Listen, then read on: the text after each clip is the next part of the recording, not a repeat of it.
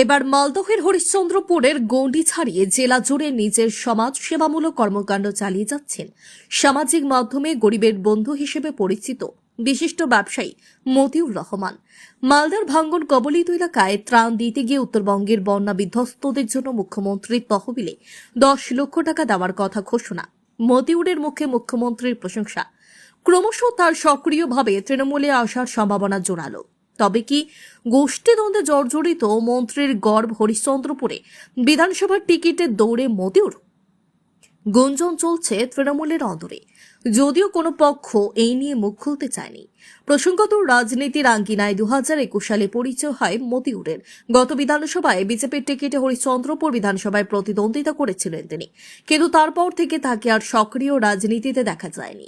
যোগ নেই বিজেপির সঙ্গেও, দিল্লিতে ব্যস্ত ছিলেন নিজের ব্যবসা নিয়ে। কিন্তু সম্প্রতি কয়েক মাস এলাকায় সক্রিয়তা বেড়েছে তার।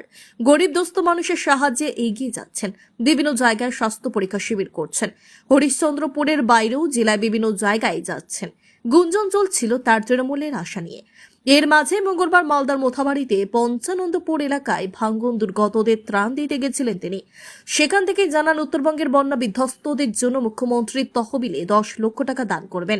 মুখ্যমন্ত্রীর প্রশংসা করে বলেন, তিনি সকলের দিদি, সকলের অভিভাবক।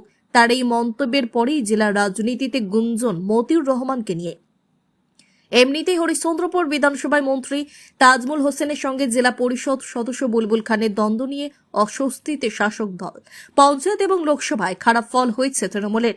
তবে কি এবার সমাজসেবী তথা বিশিষ্ট ব্যবসায়ী মতিউর রহমানকেই মুখ করতে চলেছে তৃণমূল? উত্তর দেবে সময়। তবে এই নিয়ে চড়ছে রাজনীতির পারদ।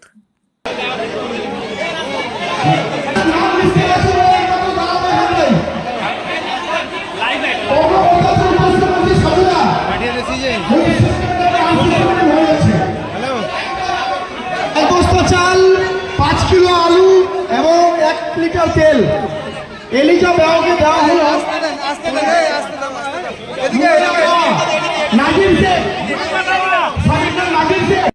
আপনারা চালু করুন। আপনারা কিন্তু আপনারা জেনেছেন, এসছেন আপনারা, আমাদের গরিবের বন্ধু মতিউর রহমান। উনি 15 বছর থেকে কিন্তু মালদাতে উনি আসে, বা হরিশ্চন্দ্রপুর বাড়ি, মালদা ডিস্ট্রিক্ট। উনি আসে, দান খেরিয়াত অনেক করে, কিন্তু ওই সামনে করে না, পার্সোনাল করতে থাকে। তা আমরা বললাম কি, তুমি গরিবের বন্ধু, তো লোক জানতে পারছে না আপনার দিক দেখে যে আর কেউ দান ফান করে। তো সেই জন্য গরিবের বন্ধু মতিউর রহমান অনেক জায়গাতে, আপনার আজকে যেমন মোথাবাড়ি বিধানসভা পঞ্চানন্দপুরে উনি আজকে চাল ডাল, ওনার উদ্দেশ্য বা কাজ হচ্ছে মানুষের পাশে থাকা। সেই জায়গায় দাঁড়িয়ে যেটা ঘটেছে, মানে অনেক টুরিস্টও মারা গেছে, আর গরিবের বন্ধুর পক্ষে সব জায়গায় পৌঁছানো সম্ভব নয়। সেক্ষেত্রে একমাত্র পথ হচ্ছে সরকারের মাধ্যমেই যাওয়া। সেই জন্যই আমরা সিদ্ধান্ত নিয়েছি যে গরিবের বন্ধু সেটা সিদ্ধান্ত।